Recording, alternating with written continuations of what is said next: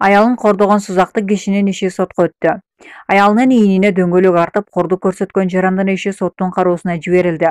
Бул тууралуу Жалал Абад ош ички иштер башкармалыгынан билдиришти. Шектүүгө уруп согуп кыйноо 144-беренеси боюнча айыбы угузулуп, иш бүгүн 17-июнда сотко жөнөтүлдү. Сузак районунун 52 жаштагы тургуну өз аялын кордогон видео коомдо чоң талкууну жаратты. Жабырлануучу жолдошун кечирип, тосмо арыз жазып берген, бирок тергөө токтотулган жок. Булак ЖБ Медиа.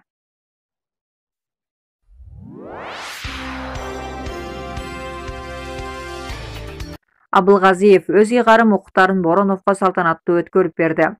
Президент Сооронбай Жээнбеков Кубатбек Бороновду мурда жүктөлгөн милдеттерин аткаруудан бошотуп, премьер-министр кызматына дайындоо тууралуу жарлыкка кол койду. 17-июнда өкмөт үйүндө премьер-министрдин ыйгарым укуктарын өткөрүп берүү расмий иш-чарасы өттү. Кубатбек Боронов мурдагы өкмөт башчы Мухаммедкалый Абылгазиевдин кызматты өткөрүп алды. Мухаммедкалый Абылгазиев жаңы премьер-министрге жана жалпы Кыргыз Республикасынын өкмөтүнө ийгилик каалады. Иш-чарага парламенттик көпчүлүк коалициянын лидери Иса Өмүркулов, ошондой эле эл көпчүлүк коалицияга кирген жогорку кеңештеги фракциялардын лидерлери Алтынбек Сулайманов, Канат Исаев жана Жыргалбек Турускулов, ошондой эле президенттин аппарат жетекчиси Досалы Эсеналиев катышты. Булак элдик медиа.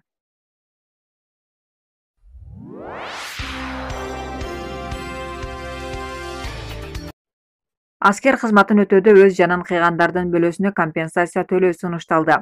Мыйзам долбоору буга чейин жогорку кеңештен өтүп, бирок президенттин каршылыгы менен артка кайтарылган. Аскер кызматын өтөөгө барган жарандардын ден соолугун камсыздандыруу мыйзам долбоору парламентте каралды. Аталган документти Кыргызстандын башкы штаб сунуштап чыккан. Депутат Закир Шарапов аталган мыйзам долбоору буга чейин жогорку кеңештен өтүп, бирок президенттин каршылыгы менен артка кайтарылганын билдирди. Мындан улам кайрадан макулдашылган варианты иштелип чыккан. Аскер кызматкеринин үй бүлө мүчөлөрүнүн социалдык жактан камсыздоо жана алардын өмүрү үчүн мамлекеттин жоопкерчилигин күчөтүү максатында камсыздандыруу суммасын бардык учурда төлөө каралат. Атайлап өз ден соолугуна зыян келтирсе, өз жанын кыйса дагы камсыздандыруу төлөмү бериле турганын өзгөртүүлөр киргизилди, деди Шарапов. Аталган мыйзамдын макулдашылган варианты добуш берүүгө жөнөтүлдү. Булак Спутник KG.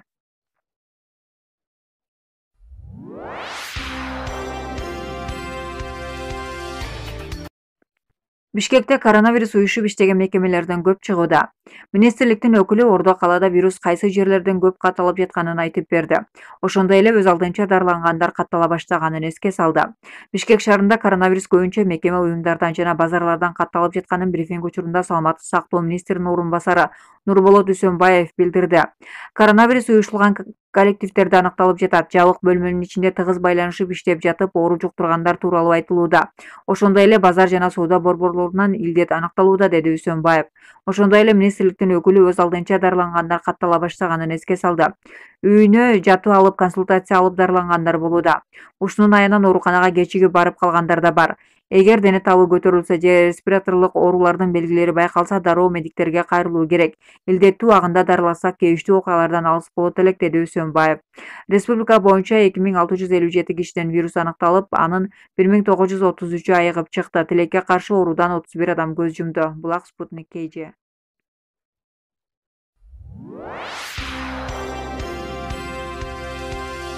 Нурсултан Назарбаев коронавирус жуктуруп алды. Казакстандын биринчи президенти Нурсултан Назарбаев коронавирус жуктуруп алды. Бул тууралуу анын басма сөз катчысы Айдос Укибай билдирди.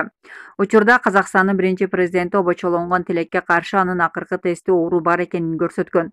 Укибайдын айтымында тынчсызданууга себеп жок. Нурсултан Назарбаев аралыктан иштөөнү улантууда, деген ал. Булак элдик медиа.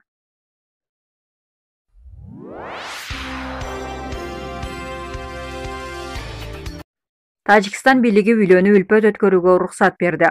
Тажикстан бийлиги 20-июндан тарта 100дөн ашпаган кишинин катышуусунда үйлөнүү үлпөт өткөрүүгө уруксат берди. Тойду үйдө, ресторанда берүүгө болот. Тажикстандын дин жана салт санааларды жөнгө салуу комитети коронавирус эпидемиясына байланыштуу 25-майда той ашка тыюу салынган мекеме Рамазан айы бүткөндөн бери үйлөнүү үлпөт өткөрүүгө уруксат берүүнү сурагандар көп болуп жатканын белгиледи. 17-июнда COVID-19 жайылышын алдын алуу боюнча республикалык штаб той өткөрүүгө уруксат берип, акырындык менен эл аралык учуулар жандана турганын маалымдады. Маселен, 1-июлдан баштап Өзбекстан жана Дубайга учактар каттай баштайт. Бирок жүргүнчүлөр алдын ала коронавируска тест тапшырышы керек болот.